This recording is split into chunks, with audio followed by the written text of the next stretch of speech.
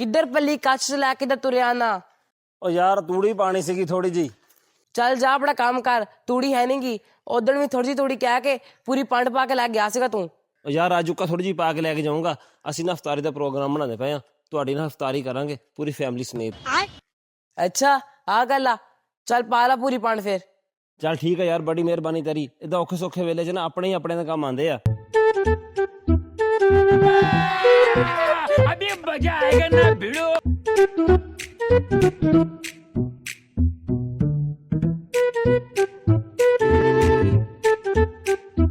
ਖਾਦੇ ਉਰੇ ਆਈ ਯਾਰ, ਪੰਡ ਬਣਾ ਕੇ ਚਕਾ ਦੇ ਮੇਰੇ ਨਾਲ।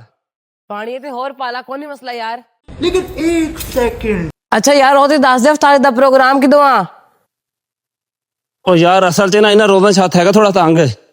ਇਨਸ਼ਾਅੱਲਾ ਨਾ ਅਗਲੇ ਰੋਜ਼ਾਂ 'ਚ ਕਰਾਂਗੇ। ये क्या हो गया? कैसे कैसे लोग रहते हैं यार यहाँ पर।